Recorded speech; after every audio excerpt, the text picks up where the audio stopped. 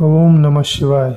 मित्रों, ये प्रस्तुति तुलसीकृत रामचरितमानस का नित्य अध्ययन करने में आपकी सहायता करने का मात्र एक प्रयास है। केवल एक अनुरोध है कि मानस पाठ करते समय अपने हृदय में हनुमान जी महाराज को अवश्य स्थान दें अथवा उन्हीं के कानों से मानस पाठ का श्रवण करें। जय सिया राम। अजहु मानहु कहा हमारा, हम तुम कहूँ बरूनी कबिचारा। अति सुंदर सुचि सुखद सुशीला, गावहि वेद जासु जस लीला। अब भी हमारा कहा मानो, हमने तुम्हारे लिए अच्छा वर विचारा है।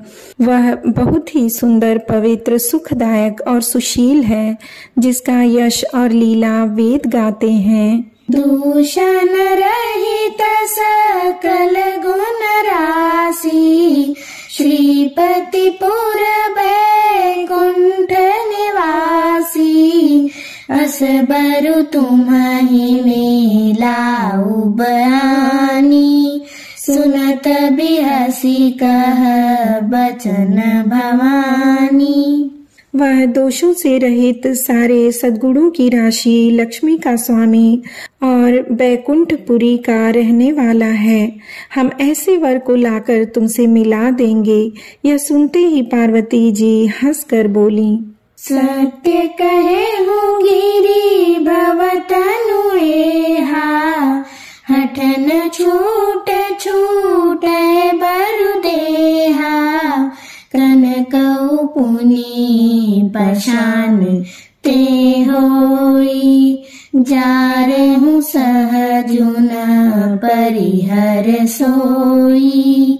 आपने यह सत्य ही कहा है कि मेरा यह शरीर पर्वत से उत्पन्न हुआ है, इसलिए हठ नहीं छूटेगा। शरीर भले ही छूट जाए, सोना भी पत्थर से ही उत्पन्न होता है, सो वह जलाए जाने पर भी अपने स्वभाव को नहीं छोड़ता।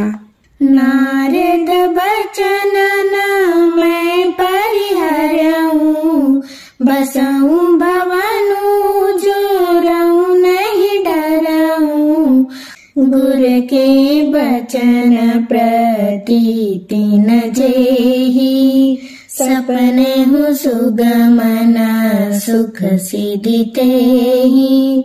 अतः मैं नारद जी के वचनों को नहीं छोड़ूंगी, चाहे घर बसे या उजड़े, इससे मैं नहीं डरती। जिसको गुरु के वचनों में विश्वास नहीं है, उसको सुख और सिद्धि स्वप्न में भी सुगम नहीं होती।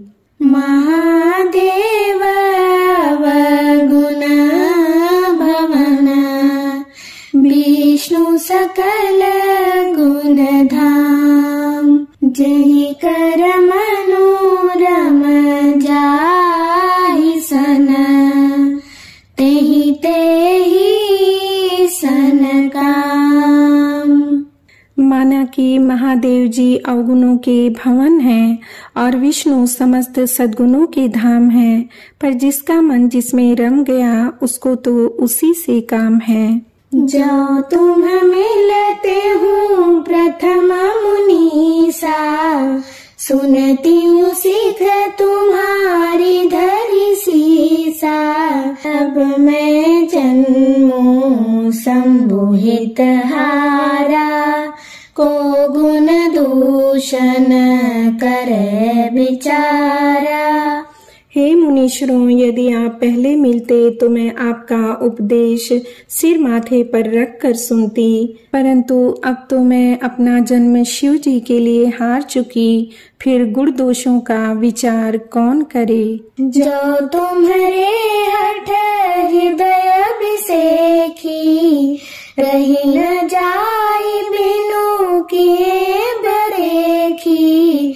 तो कौतुकियन आल सुनाही, बर कन्या नेक जग माही। यदि आपके हृदय में बहुत ही हठ है और विवाह की बातचीत किए बिना आपसे रहा ही नहीं जाता, तो संसार में वर कन्या बहुत हैं। खिलवाड़ करने वालों को आलस्य तो होता नहीं, अर्थात और कहीं जाकर कीजिए।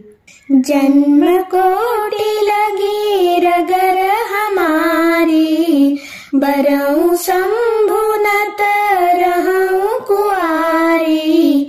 तजऊ नारद कर उपदेशु, आपु कहीं सत बार महेशु। मेरा तो करोड़ जन्मों तक यही हट रहेगा कि या तो शिव जी को वरूंगी, नहीं तो कुमारी ही रहूंगी। स्वयं शिव जी 100 बार कहें तो भी नारद जी के उपदेश को ना छोड़ूंगी। मैं पापराऊ कहै जगदम्बा, तुम गृह गवन हूँ भयउ विलम्बा। देखी प्रेम बोले मुनि ज्ञानी, जय जय जगदम्बिके भवानी। जगत जननी पार्वती जी ने फिर कहा कि मैं आपके पैरों पड़ती हूँ, आप अपने घर जाइए, बहुत देर हो गई। शिव जी में पार्वती का ऐसा प्रेम देखकर ज्ञानी मुनि बोले, हे जगत जननी, हे भवानी, आपकी जय हो, जय हो। तुम माया भगवान शिव, सकल जगत पितु मातु। नाई चरण सिर मुनि चले, पुनि पुनि हर्षत गातु। आप माया हैं और शिव जी भगवान हैं, आप दोनों समस्त जगत के माता पिता हैं। यह कहकर मुनि पार्वती जी के चरणों में सिर नवाकर चल दिए। उनके शरीर बार बार पुलकित हो रहे थे। जाई मुनि नहीं मावंतु पठाए, करी बिनती गिरी जहि गृह लाए। बहुरी सप्त ऋषि शिव पहि जाई, कथा उमा के सकल सुनाई। मुनियों ने जाकर हिमवान को पार्वती जी के पास भेजा और वे विनती करके उनको घर ले आए। फिर सप्तर्षियों ने शिव जी के पास जाकर उनको पार्वती जी की सारी कथा सुनाई। भय मगन शिव सुनत स्नेहा, हर्षि सप्त ऋषि गवने गेहा। मनु थिर करी तब शंभु सुजाना, लगे करन रघुनायक ध्याना। पार्वती जी का प्रेम सुनते ही शिव जी आनंद मग्न हो गए। सप्तर्षि प्रसन्न होकर अपने घर अर्थात ब्रह्मलोक को चले गए। तब सुजान शिव जी मन को स्थिर करके श्री रघुनाथ जी का ध्यान करने लगे।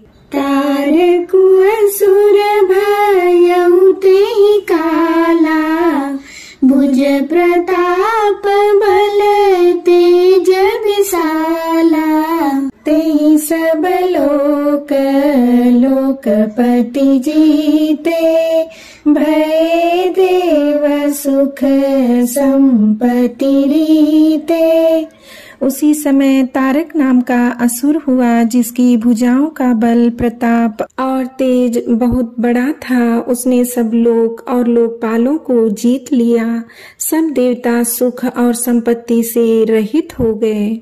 अजर अमर सो जीते न जाई, हारे सुर करी विविध लड़ाई। तब बिरंची सन जाई पुकारे, देखे विधि सब देव दुखारे। वह अजर अमर था, इसलिए किसी से जीता नहीं जाता था। देवता उसके साथ बहुत तरह की लड़ाइयाँ लड़कर हार गए। तब उन्होंने ब्रह्मा जी के पास जाकर पुकार मचाई। ब्रह्मा जी ने सब देवताओं को दुखी देखा। सब सन कहा बुझाई विधि, धनुज निधन तब होई। शंभु शुक्र शंभूत सुत, एहि जीतई सोई। ब्रह्मा जी ने सबको समझा कर कहा, इस दैत्य की मृत्यु तब होगी जब शिव जी के वीर्य से पुत्र उत्पन्न हो, इसको युद्ध में वही जीतेगा।